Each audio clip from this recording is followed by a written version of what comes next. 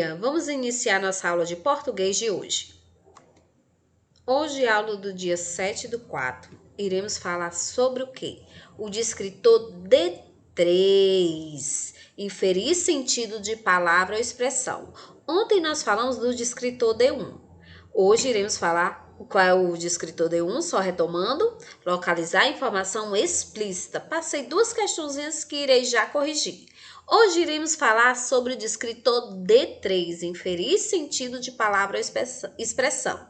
É o quê? Uma palavra ou uma frase que vai estar sendo empregada dentro do texto com um sentido diferente, certo? Do usual, do convencional. Então, é compreender aquela palavra ou aquela frase de acordo com o contexto do texto, tá bom? Então, iremos trabalhar isso para, a partir dessa palavra, dessa expressão, compreender o sentido conotativo. Lembra do sentido conotativo? O que é o sentido conotativo? É o sentido figurado da palavra, sentido denotativo, sentido real, sentido conotativo, sentido figurado. Então, o descritor D3 é isso, compreender essa palavra de acordo com seu sentido conotativo. É isso que iremos trabalhar hoje. Lembrem que hoje é o segundo dia da apostila que estamos trabalhando. Toda semana iremos trabalhar como? 2 dias com a apostila, 1 dia com o livro. Então, hoje é o segundo dia. Irei corrigir a atividade de ontem para dar início com o descritor D3. Então, vamos comigo? Então, na aula de ontem, falamos do descritor D1. Localizar informações explícitas. Falei, conversei, comentei até uma questão com vocês. O que é explícito? Explícito é uma informação que está escrito no texto e nós podemos ver isso bem de perto na questão que comentei com vocês, tá certo? Então, vamos corrigir as questões que eu deixei para casa? Então, descritor D1, a questão que eu deixei para casa. Primeira questão, que é a segunda, né? Que a primeira a gente fez ontem na hora da aula. Brasileiro é o mais jovem do mundo a passar no mestrado em Harvard. Matheus de Lima Costa Ribeiro tem 19 anos e está a poucos dias de bater um recorde. Tornou-se o aluno mais jovem a cursar o programa de mestrado em Direito da Universidade de Harvard, uma das mais prestigiosas do mundo. Não será o primeiro recorde batido por Matheus, já que o estudante brasileiro passou no vestibular do curso de Direito da Universidade de Brasília aos 14 anos. Aos 18, conseguiu o título da OAB e tornou-se o advogado mais jovem do país. Para Matheus, ele não é um gênio, e essa é uma das conquistas possível para outros. Inteligência é um dos fatores. Existem outros como capacidade de superação, saber estudar do jeito certo e saber como fazer uma prova. Quando eu vi a oportunidade de ir para Harvard, eu foquei e não pensei em mais nada. Foco é o principal. Não entrei na universidade cedo porque sou um gênio, mas porque eu tive foco nesse projeto, revelou. Então, esse texto quer que você localize uma informação explícita, certo? Então, vamos ver a questão. De acordo com o texto, Matheus é o mais jovem. Mais jovem o quê? Essa informação tem que estar escrita no texto para ser explícita. Então, é isso que eu quero que você identifique. Ele é mais jovem o quê? A. Brasileiro a passar no vestibular de Harvard. B. Norte-americano a cursar o mestrado em Harvard. C. Advogado do Brasil. D. Advogado do mundo. Vamos analisar questão por questão? Vamos lá. A brasileiro a passar no vestibular em Harvard. Tem essa informação no texto? Vamos ver. Matheus Lima, Lima Costa Ribeiro, tem 19 anos e está a poucos dias de bater um recorde, tornar-se aluno mais jovem a cursar o programa de mestrado em Direito na Universidade de Harvard. De mestrado, está dizendo que a se tornar o mais jovem a cursar o programa de mestrado, não é de vestibular, não tem dizendo isso no texto. Então, a A está errada. Vamos para B. Norte-americano a cursar o mestrado em Harvard. Vamos ver se tem isso. Não será o primeiro recorde batido por Mateus, já que o estudante brasileiro passou no vestibular do curso de Direito da Universidade de Brasília aos 14 anos. Aos 18, conseguiu o título da OAB e tornou-se o advogado mais jovem do país. Para Mateus, ele não é um gênio, e essa é uma das conquistas possíveis para outros. Não tem dizendo que ele é um norte-americano a cursar o mestrado em Harvard. Então, eu já elimino. Eliminei duas. Veja que nenhuma das duas está no texto. Por isso que não é informação explícita. Então, não está no texto e não tem nada a ver com o texto. Então, elimina essas duas. De acordo com o texto. Eu quero de acordo com o texto, certo? Eu quero uma informação que está escrita no texto. C. Advogado do Brasil. Vamos ver.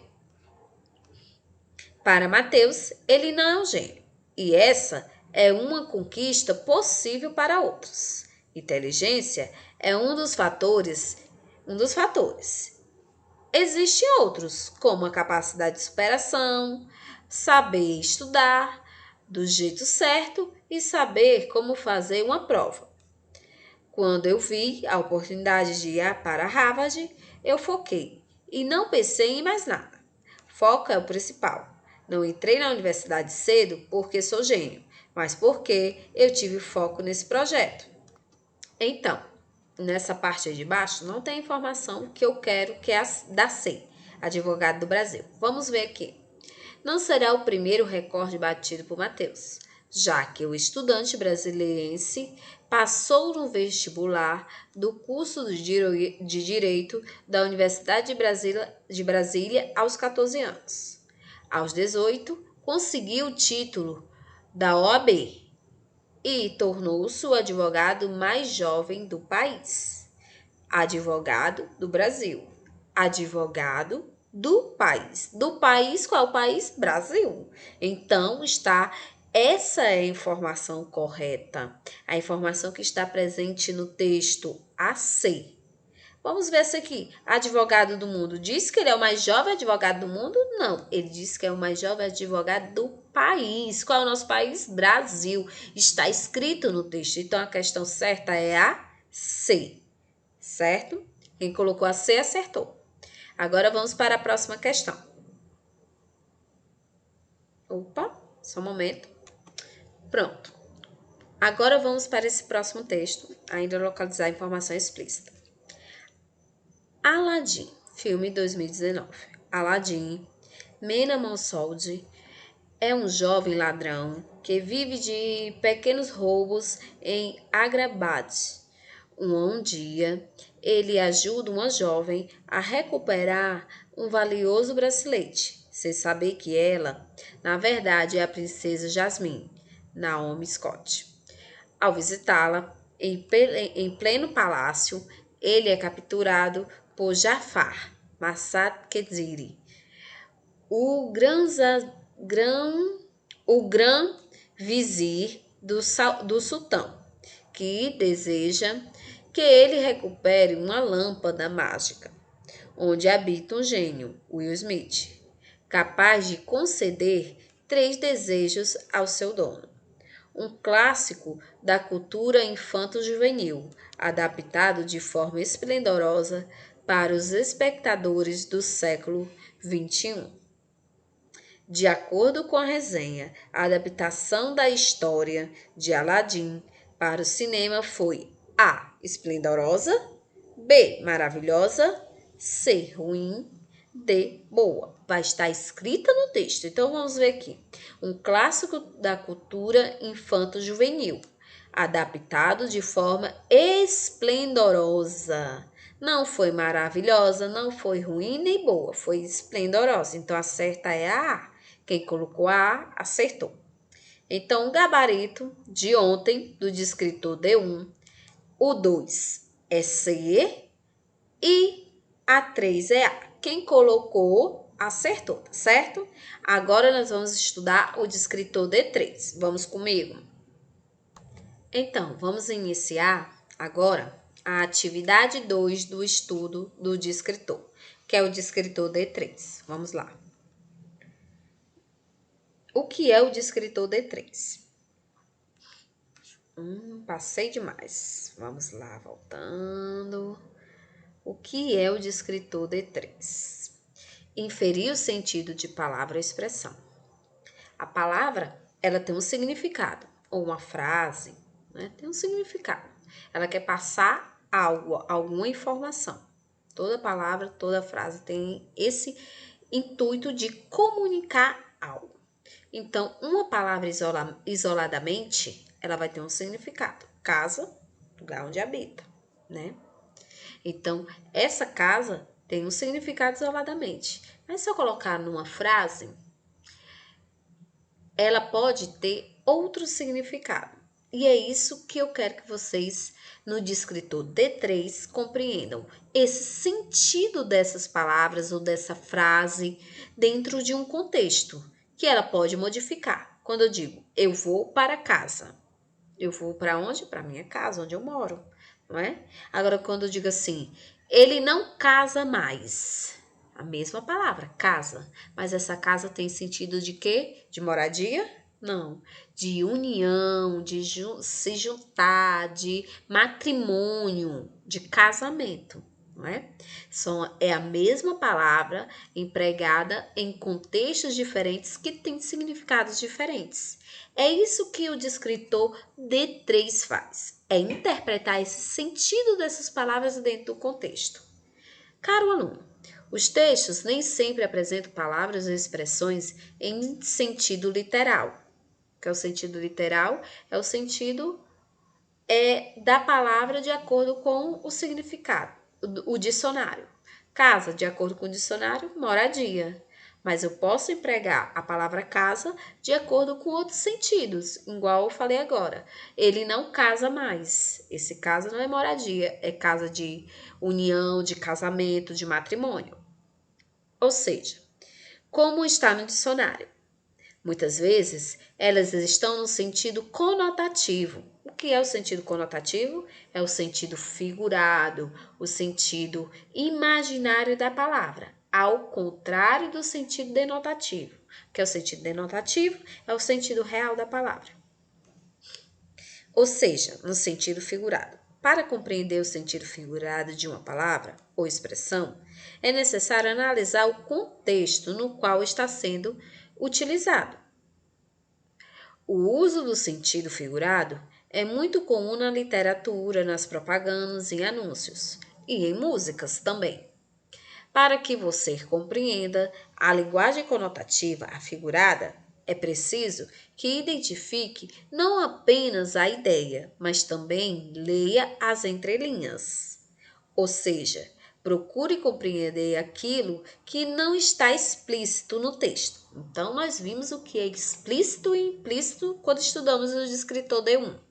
E agora, vamos trabalhar o sentido implícito, que não vai estar escrito no texto. Eu vou compreender a partir do contexto da frase, do texto, certo? Então, o descritor D3 é o compreender o sentido conotativo da palavra ou da expressão e a partir disso, eu utilizar os elementos implícitos para compreender.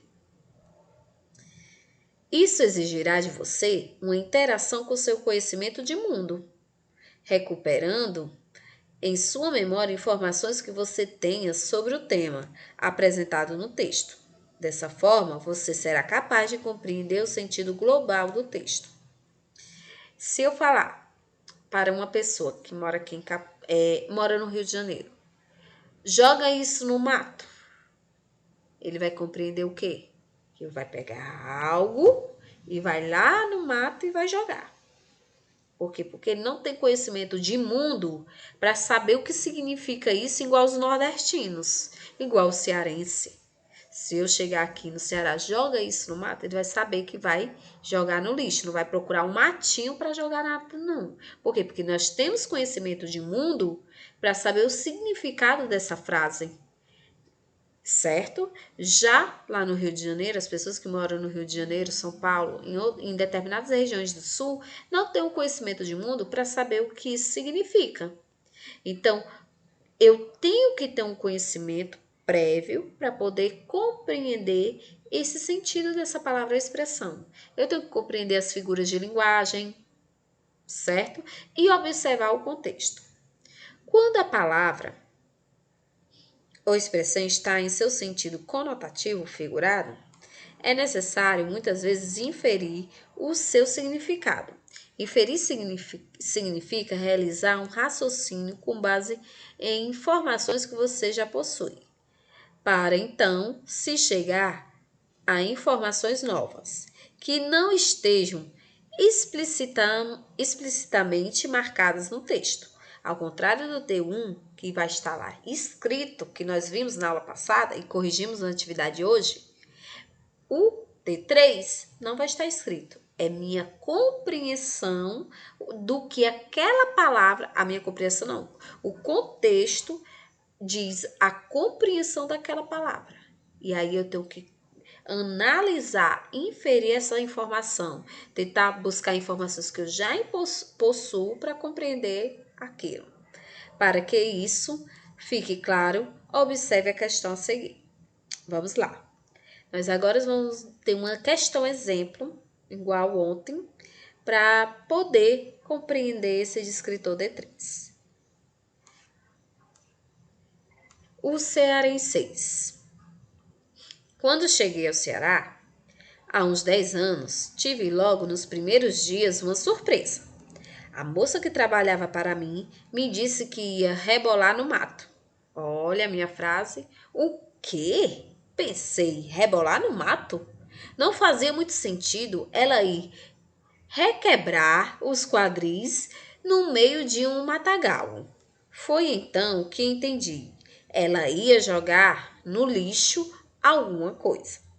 Fiquei fascinada com a perspectiva de conhecer novas expressões e palavras.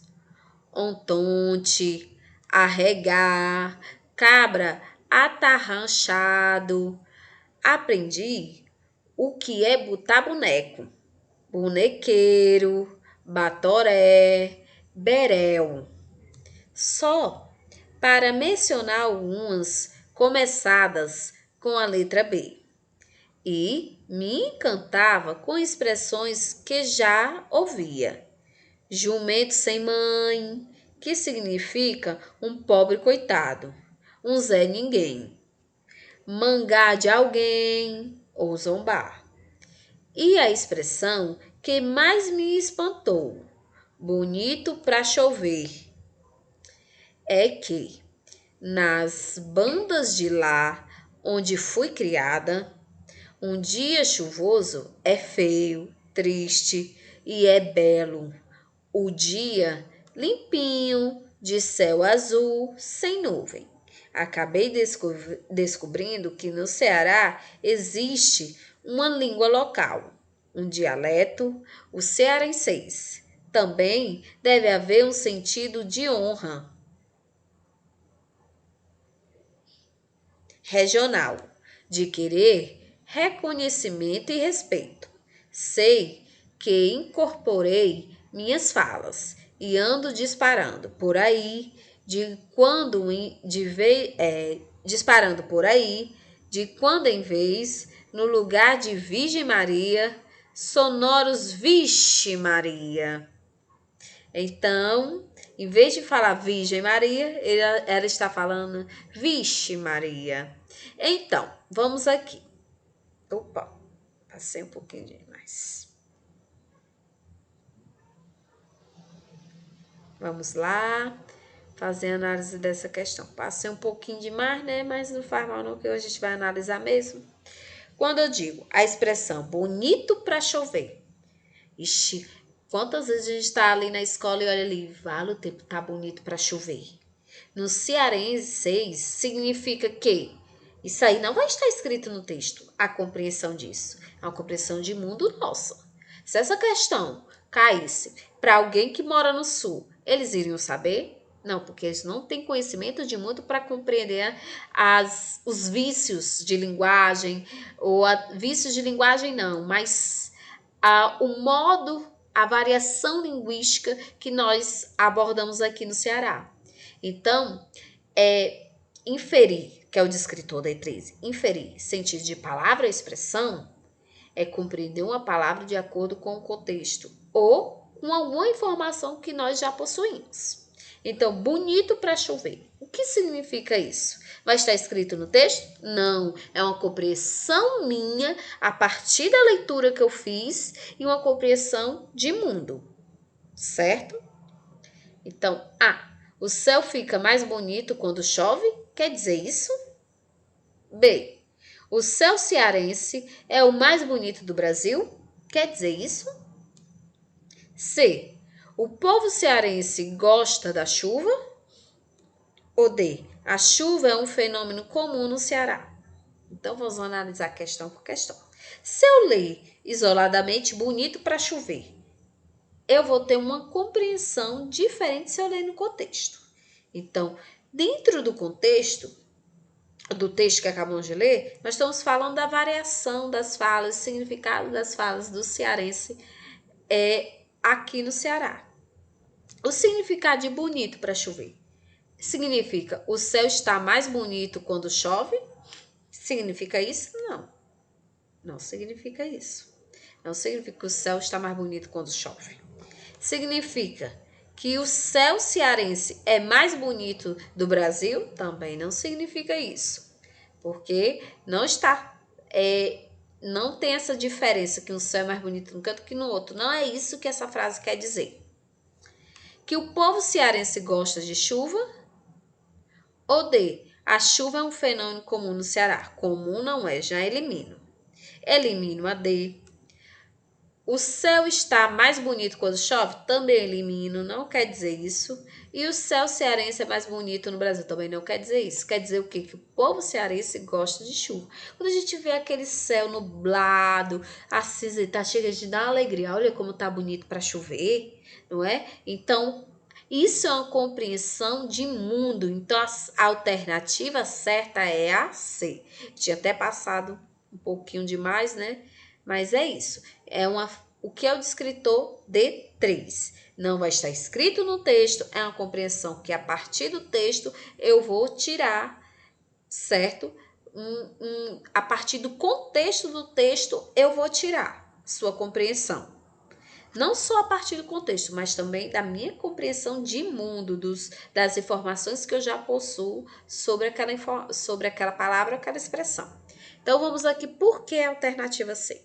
Inicie esta atividade lendo o texto atentamente. Em seguida, leia o comando da questão. Observe que ela pede que você indique o significado de uma expressão que está no texto.